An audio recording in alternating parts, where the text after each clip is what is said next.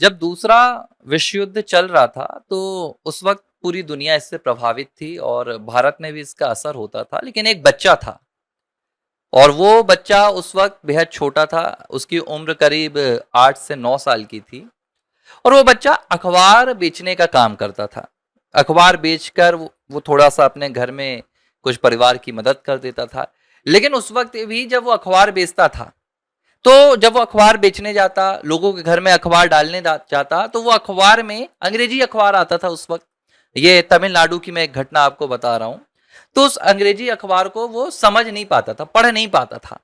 लेकिन वो बच्चा तस्वीरें देखा करता था, अखबार में आज क्या छपा है, और ये उसकी हर दिन की रूटीन थी। आज वो देखता कि यहां पर लड़ाई छपी है, मतलब कहीं युद्ध चल रहा है, कहीं पर लड़ाई हो रही है, कहीं जंग हो रही है। फिर वो जाकर अपने जो बड़े दोस्त होते या घर परिवार वालों से पूछता था कि आज ये तस्वीर इसमें क्यों छपी है, इसका मतलब क्या है। अंदर के पन्ने पलटाता, कहीं पर उसको अगर अध्यात्म से जुड़ा हुआ कुछ दिखता तो वो ये सवाल पूछता कि आज क्या छपा हुआ है। और ये उसकी रूटीन थी। धीरे धीरे इस बच्चे को अखबार समझ में आने लगा और ये बच्चा अखबारों की तस्वीरों से अखबारों की खबरें समझने लगा। ये बच्चा कौन था, इसका इसके जीवन में क्या प्रभाव पड़ा, इस पूरे वीडियो में आपको बताता हूं और ये कहानी मैं आपको क्यों सुना रहा हूं। देखिए, ये अखबार बेचने वाला बच्चा कोई और नहीं, हमारे देश के missile man doctor A P J Abdul Kalam का बचपन था। उन्होंने जब अपने जीवन की शुरुआत की तो बेहद ही गरीब परिवार से की थी और उनका परिवार मछुआरा था। तमिलनाडु में वो मछली पकड़ते थे, रामेश्वरम में। लेकिन अब्दुल कलाम उस वक्त अखबार बांट रहे थे।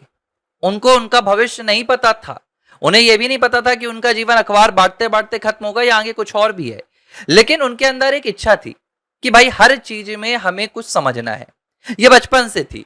ये कोई अचानक उनके अंदर मिसाइल मैन बनने के बाद नहीं आ गई थी कि आज वो एक टेक्निकल कुछ देखते हैं, कुछ बम देखते हैं, बारूद देखते हैं तो कुछ नया उसमें सीखते हैं। ये 8-9 साल की उम्र से वो कर रहे थे।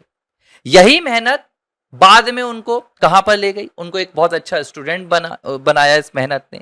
जब वो अच्छे स्टूडेंट बन गए थे तो उसके बाद उनका सपना था पायलट बनने का। अब आप इस पूरी कहानी को कोरिलेट करेंगे। पायलट बनने के लिए उन्होंने अथक बहुत मेहनत की, मतलब हर तरीके से उन्होंने अपना पूरा लक्ष्य बना लिया था। लेकिन सेलेक्ट नहीं हो पाए। जब उन्होंने इंटरव्यू दिया तो उसमें से सब सेलेक्ट हो गए थे और एक जो सेलेक्ट नहीं हुआ था उनमें से एपीजे अब्दुल कलाम ही थे। और फिर इसके बाद एक घटना वो अपनी पुस्तक में लिखते हैं, ऑटोबायोग्राफी में, कि वो लगभग अपना जीवन खत्म करने जा रहे थे, खुदकुशी करने जा रहे थे। लेकिन उसी वक्त उनकी एक संत से मुलाकात होती है और वो संत कहते हैं कि तुम जीवन में और भी कुछ बेहतर करने के लिए बने हो, तुम ये कदम मत उठाओ। वो लौट जाते हैं, जाकर फिर वो डीआरडीओ ज्वाइन कर लेते हैं और उसके बाद फिर ये सफर कभी थमता ही नहीं है। मिसाइल मैन, भारत के लिए एटम बॉम्ब बनाना और उसके बाद देश के सबसे लोकप्रिय राष्ट्रपति तक पहुंचने का सफर तय किया। तो इस कहानी से हमें एक बात तो समझ में आती है। लोग सवाल पूछते हैं कि क्या मेहनत आपको सफलता दिला सकती है। कुछ लोग कहते हैं कि भाई अगर आप सिर्फ मेहनत कर रहे हैं तो जरूरी नहीं है कि आपको सफलता मिले, उसमें बहुत सारे फैक्टर्स रहते हैं, स्किल रहती है, लक रहता है, फॉर्च्यून रहता है, तरह तरह की बातें रहते हैं।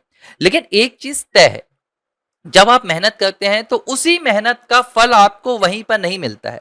अब एपीजे अब्दुल कलाम सोचते कि मैं अखबार बांट रहा हूं 9 साल की उम्र में, यार मैं देश में बड़ा आदमी नहीं बन पा रहा, या मुझे पैसे नहीं मिल पा रहे, मेरे घर की गरीबी दूर नहीं हो रही है। ये वो सोचते तो शायद उनको भी लगता कि अखबार बांटने से उन्हें सफलता नहीं मिली। लेकिन आज जब हम उनकी कहानी पढ़ते हैं तो हमें इस बात को लगता है कि यार लगता अखबार बांटने से उनकी सफलता मिली, अखबार बांटने से उनकी सफलता शुरू हो गई थी। जो एक चीज थी वो ये थी कि उसमें भी उन्हें मजा आता था, उन्हें संतुष्टि मिलती थी। सफलता नहीं मिली अखबार बांटने से उस वक्त उन्हें, शायद कुछ पैसे मिल गए हों, उनका करियर नहीं बना, उनके घर की गरीबी दूर नहीं हुई, लेकिन उन्हें संतुष्टि मिलती थी। वो अपने काम में भी कहीं ना कहीं संतुष्ट रहते थे और यही संतुष्टि उनके जीवन में बनी रही।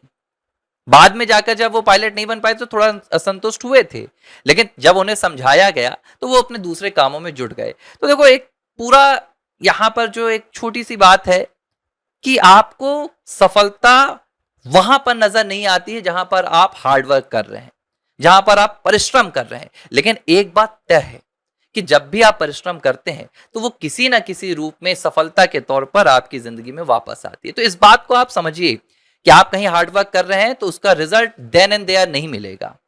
लेकिन जो हार्ड वर्क आपने किया है उसका रिजल्ट आपको मिलेगा ही मिलेगा। तो अब्दुल कलाम साहब की मुझे लगा कि ये कहानी आपसे थोड़ी सी चर्चा करनी चाहिए, ताकि आपके जीवन में भी अगर ऐसी समस्या आ रही है, आप भी कहीं ऐसा जूझ रहे हैं कि आप कुछ कर रहे हैं वहां पर आपको मिल नहीं रहा है, तो आप एक बात तो पूरी तरह से आश्वस्त हो जाइए, गार्ड बांध लीजिए कि आप जो मेहनत कर रहे हैं आज नहीं तो कल ये मेहनत रिटर्न होकर आएगी। और आज ये सफलता नहीं दिला रही है, लेकिन आप संतुष्टि के साथ काम कीजिए, कहीं ना कहीं ये आपकी सफलता में शामिल होगी।